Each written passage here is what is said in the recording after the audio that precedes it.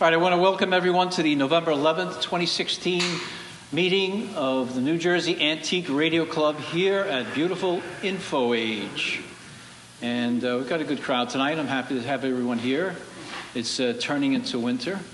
I see a new face? Yes, I see a new face. I see a new face. Who are you, sir? Could you stand up and state your name? Yes, I'm Reverend Vern Madsen. I live in Mount Holly. Okay, and so you had nothing to do this evening, and Paul Hart invited me several months ago, and I just hadn't had a schedule that I could come over and enjoy the evening. So tonight was the day. Okay, I'm glad you came by. We always like to see visitors and new people. We had lunch together with our wives, and they took 4 hours of conversation to get you to come tonight. Right. Or so. All right, so I'm going to ask, are you a collector of anything? No, I am interested in technology, so that's part of my application, and enjoy that very much. Okay. There's an interest. All right, very good. But originally, where are you from, Reverend? Pardon? Originally, where are you from? Nebraska is home. Nebraska. I actually lived in 17 different houses before I graduated from high school in 3 different states. And my dad was not in the Army, but we moved a great deal. Just. Yeah.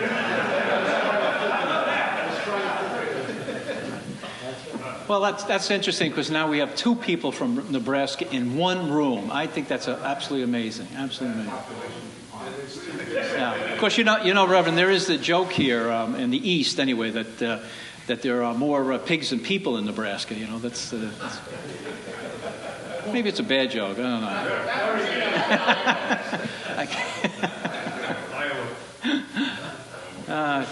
Iowa, Nebraska, that's all the same to us in the East, you know.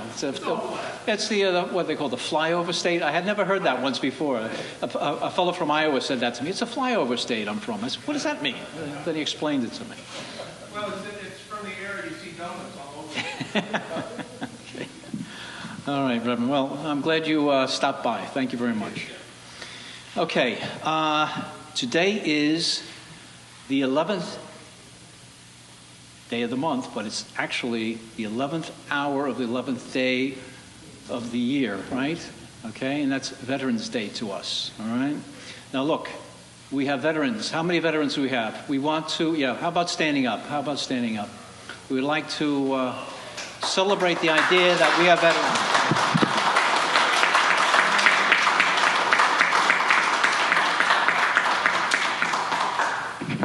Thank you. We do appreciate your service.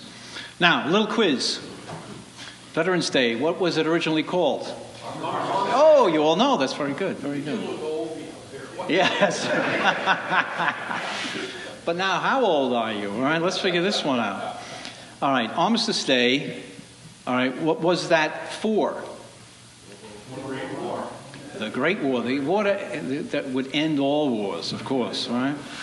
But that was actually, the armistice was a cessation of fighting, okay? And, of course, that was November 11th, 1918. But the Treaty of Versailles, in the Palace of Versailles, wasn't signed until June 28th, 1919. All right, so that was the cessation. But why didn't we still call it Armistice Day? Any answers? Ooh, got you on that one. All right. 1954. It was changed into Veterans Day because they realized it was ridiculous to call it Armistice Day after all the wars that proceeded after that, all right? And especially after the Korean War. All right, so just a little bit of quiz for today. All right, let's go into our old business. We had a fall repair clinic, all right, a few weeks back. We were not here. We were in building 9010D. Unbeknownst to us, because of the CBOT people here taking over the space they needed for makeup and dress rehearsal, we couldn't be here. CBOT? All right. So we managed to do what we had to do in 9010A, but 10D, I'm sorry. But it was a bit of a hassle for a lot of us, having to drag a lot of stuff over, shock of the new. I didn't have any real complaints, but any other comments from you guys about it? Comments? It's actually a few steps closer to you can see a better air. The bathroom was awesome. And we had grounds. You were able to take showers. I don't know. To me, it's a shock of the new. I don't want to know about that. I don't know. I just get used to this as, proprietary. I kind of like this room. So you didn't mind Al dragging something over? Or? No. No? It was closer. It was closer? Yeah. All right. I don't know. It's just they broke us up into 2 rooms. We had to figure out where we could get power, where we could set up the tables. I don't know. It just a little anxiety there. But a lot of guys said, oh, well, we have a sink, we got refrigerators, we got microwaves. I said, all right, but we want to repair radios here, not cook. Yeah, that's true.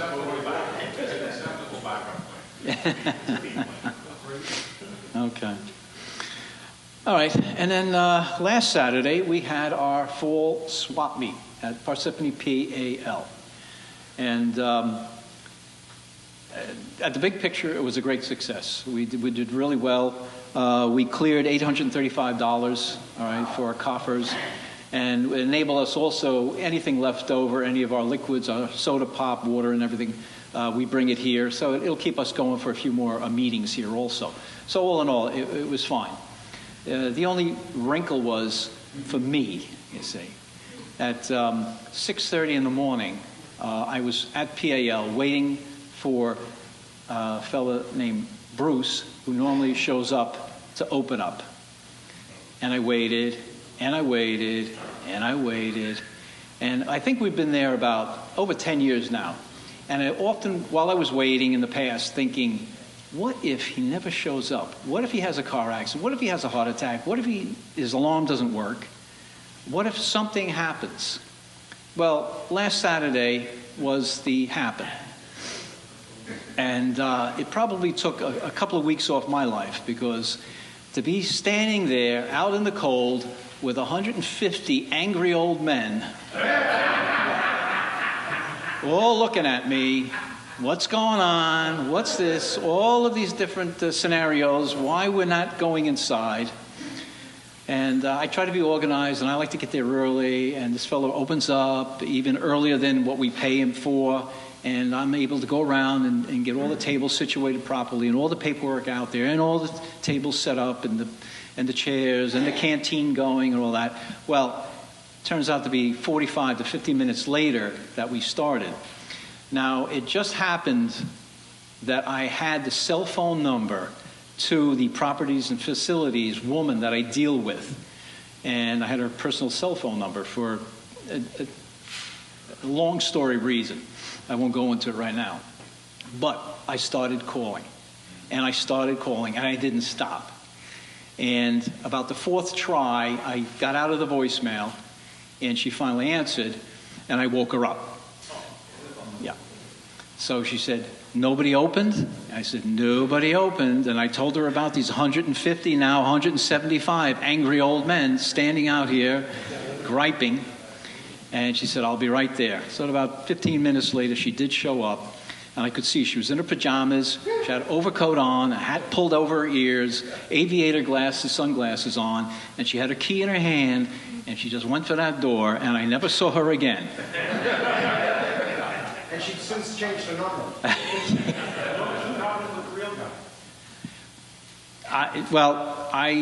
Supposedly he was ill, because she did text me later, but I think, in all honesty, I think she forgot. I had talked to her Wednesday to put all the ducks in order, but I think, she just forgot to set them up.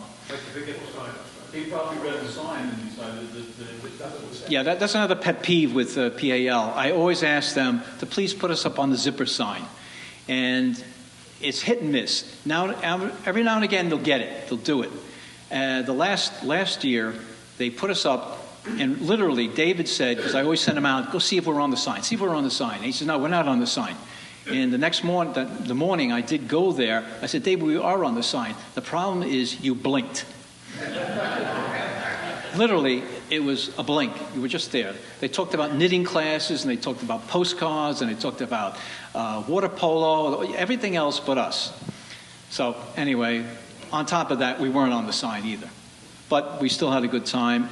I mean, the vendors, I think, did very well. We were sold out, and we also had, I think, we were sold out at 40. We had 48 tables, one cancellation. So I think we did very well with that. So, comments from you guys. I just like how you told the story. I was like waiting for Harlan Guthrie to come play guitar behind the Alice's restaurant as you're explaining the story you told about waking people up and everything. That was a great story. I just love how you explained that. Yeah, but believe me, it took at least weeks off of my life. I think it frustrated everybody. Yeah. I mean, I'm to blame. I went to you and asked you at 7:30, like, what happened, you explained what happened. All right. Yeah. But, you know, it's when you have control of everything, and then all of a sudden you have no control of anything. But I knew you didn't have control of the situation. No. I went back to my truck, and I'm going to have this bed fixed for my head hitting the side of my door. Jerry. You didn't have Marty, because Marty's a Boston. That's true, too, yeah. I've seen that he used to break into the church. All right. Well, I'm sure the PAL has a more sophisticated alarm system that's tied in with the local police. And then I would have made David's local newspaper and Channel 12 News on top of that. And then a whole 175 angry old men out there grumbling. Yes. Bill. You don't want to break into any building that hasn't had police in it. No, right.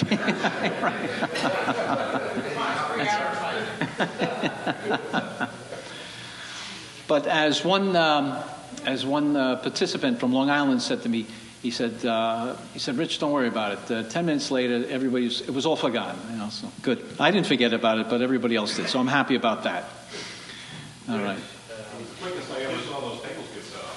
Yeah. I like your method of getting the chairs off the table there. Yeah, I was a little, I wasn't happy about that, but they did fly off the table very quickly. Yeah, I just wanted to bring up the one time when I was president that I lost a few weeks of You know, Phil, stand up a second.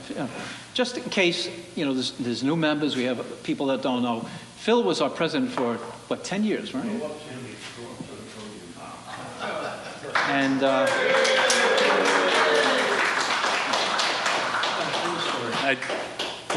at one point we got thrown out of Freehold, if those of you who remember that. And it was a bogus reason. We didn't do anything wrong, but we were sharing the place the same night that they had Alcoholics Anonymous group there. So, and I won't say any more about that, but so we were searching for places to have the meeting, and we landed up, and I don't remember the town, but it was on Route 18, Old Bridge, and there was a Knights of Columbus, was it, where they had a bar on the first floor, and we rented the second floor, and it was pretty nice. So we do this a couple of months, and then we go there, like you say, we're there. Here's all the people come to the meeting, and I open the door, and there's a bar upstairs, and it's all, filled with people. I said, what's this? Oh, we're having the bottom painted, so we moved the bar up here. And I'm saying, what about our meeting? He says, well, we're sorry, we made a mistake. And I said, what am I going to tell all these guys? They come from Pennsylvania, they come from Connecticut to get here to the meeting. So I asked them, I said, well, any chance we could have the meeting here anyway? He says, yeah, okay. So we had the meeting up there on the second floor next to the bar, and we landed up getting new members from people at the bar. And we had a bar. Yeah, it was fun in the end. And remember, we had an auction, and they were participating in the auction. Yeah. Is that place still available? Well, we managed to get in a Sarnoff building, and that was much better. But you're leaving out another one that stays close to my mind, was the firehouse in Hazlitt. We were there a couple of years, a couple of times, and that one where we were on a Sunday. I don't. Anyway, we walk in there early in the morning, and the wedding had been on the night before, and it was still going on. And there was still drunks lying around. The food hadn't been picked up. It was one big mess. Nobody had cleaned up. It was a firehouse. It was that organized. Stepped over them and set up already. Yeah, that's. And you forget that same night, I forget the guy's name, but he gave a theremin Oh, yeah. demonstration, and he was playing the theremin, and the guys, all the drunks at the bar, boy, they loved that. They were yelling and whooping and applauding. I don't know if you guys remember, but I have actually the record. Yes, That night, that's if I right. It was recall, after 9/11. was the night that I bought the record Yeah. for the meeting. And there's, among other things, there's Alex Lagoon introducing the story. Basically, everybody sung the national anthem, including all the people at the bar. Yes. And we have a recording of this somewhere. I guess I can send that to Dave. Bring it for the Christmas party. Yeah, that big Holiday party. Yeah. Thanks, Phil. Well, that's right. It was soon after 9/11, and we recorded that in the cut. That was nice. That was very nice back then. Yeah. But yeah, it's trials and tribulations of operating an antique radio club, and we left out other ones. The Armory Show. There's all sorts of crazy stuff we were at. I'm sorry. The Armory. Yeah. Oh man. So. Good. All right, we got good. All right. Any other old business? Anybody else want to talk about old business? No. Okay. All right. Let's go on to new business. Well, it was mentioned last meeting that the big John Terry auction. All right. That occurred a couple of months back. The part 2 of it is going to take place the 13th of November, back up in Carlisle, Massachusetts. And there's a catalog I have on the table there. If you want to peruse it, you're welcome to. Is anybody planning on going up there? Anybody? No? Oh, sorry, Marv. All right. But I'm sure I have people that will give me reports anyway that'll be going up. So, and that'll be the end of that collection. And of course, as you can see, the catalog that's there is unbelievable. It's so well made and produced and must have cost a hell of a lot of money. And that's going to be John Terry's memento to himself that he's going to be producing a book out of that. And so his radios will be distributed around the world, but he'll have his memories of his radios in a book that he's compiling. All right. It's getting closer. Our holiday party. Our holiday party. How many people have not attended our new and improved location of holiday party? Raise your hands. Okay. I tell you, you really got to go. You really got to go. There's nothing like this place. It is going to be at the Westlake Golf and Country Club in beautiful Jackson, New Jersey. Okay. It's December 10th. We have reservation sheets, right, Marv? You have them out front there? Please fill them out. Get them to Marv as quick as possible that he can relay the information to me, to Bill Zukowski, who can give it to the caterer, because it's very important that they get the numbers. Now, if you remember that you were there last year, what a feast we had. It was phenomenal, absolutely phenomenal. And the best part about it is we didn't have to do any work.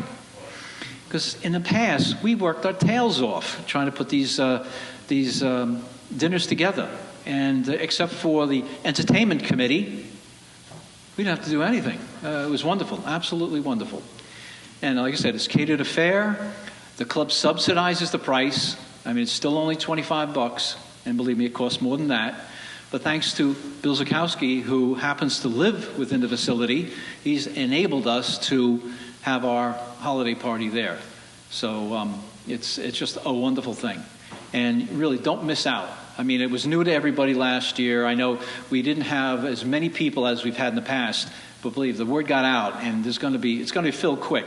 Bill, I don't remember how many what was it, 70 they accommodate? So guys, I'm telling you, get your reservations in, because it's going to be full. It's really going to be full this time. All right. And again, get them to Marv. Okay, I brought mine in, I paid, I put the check in, he's got it, he's got mine. So if you could fill it out, give him a check. You'll take cash tonight? Give it. Take anything. It can't be 71, can't go over 70. Are you going to be sitting out in the hallway? Gotta have a cutoff date Yeah. soon. Okay. All right. So get them in, guys. Really get them in. Okay. How about comments about it? I'm looking for comments from people that read last year. It was surprisingly swank and upscale. I just, in that I wore my... Wait a minute. You're still from Nebraska, all right? To me, you will always be from Nebraska. And you're talking swank?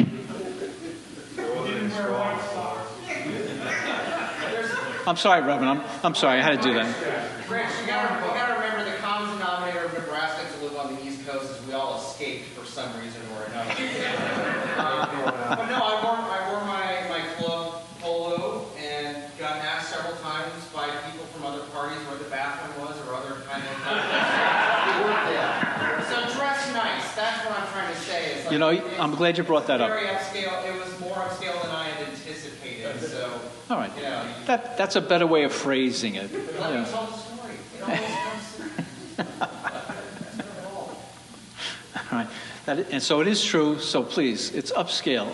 No bib overalls, all right? Let me just, Mark, come on up. Talk it. well, no, just. Yes, one talk thing. it. One thing that probably got past a lot of people from last year was you can bring wine. You can't bring hard liquor. So if you want to bring some wine, that's fine. There's a bar there, and you can buy hard liquor, and the prices are very, very reasonable. Am I right? Yes, very cheap. That might have I think mixed drinks are like $3.50. Yeah, so that might have gotten past a lot of people.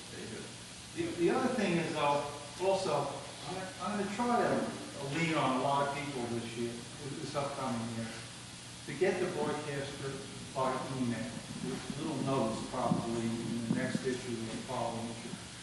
If we can knock down the number of people that are getting it by mail, we can get enough money into our treasury to perhaps even knock down the price of the party.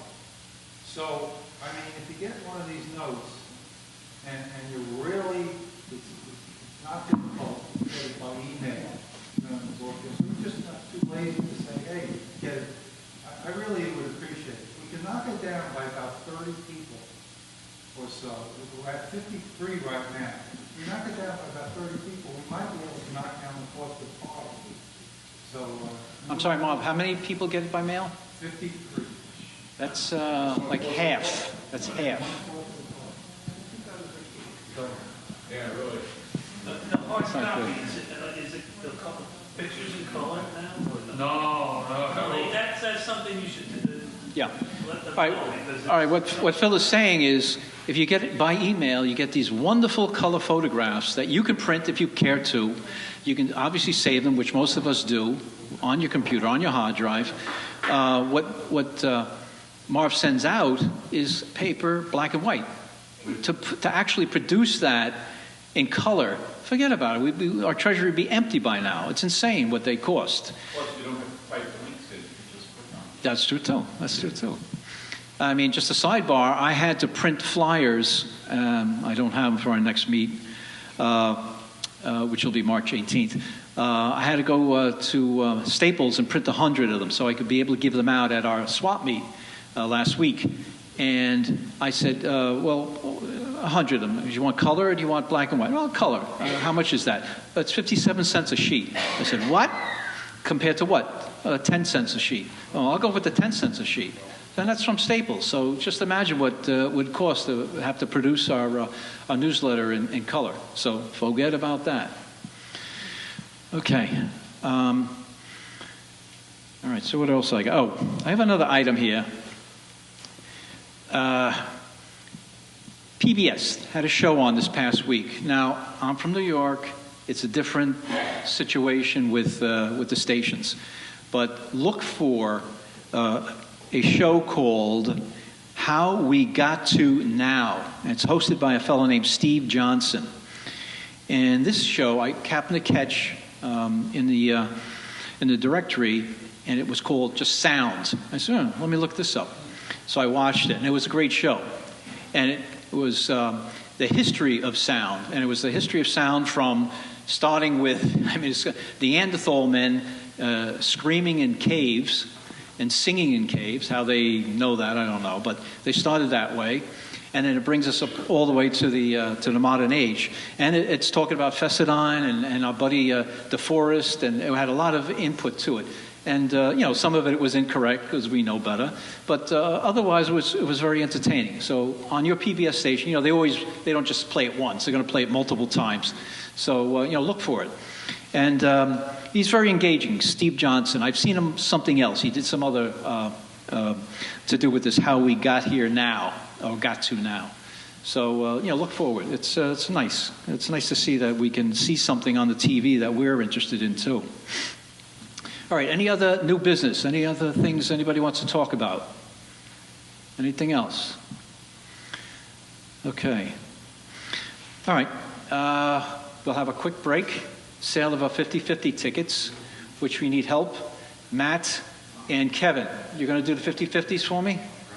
Okay, you're going to try. You're going to do it. I know you can do it. I have faith in you. All right, and then we're going to have our show and tell, and I see there's a lot of neat stuff here.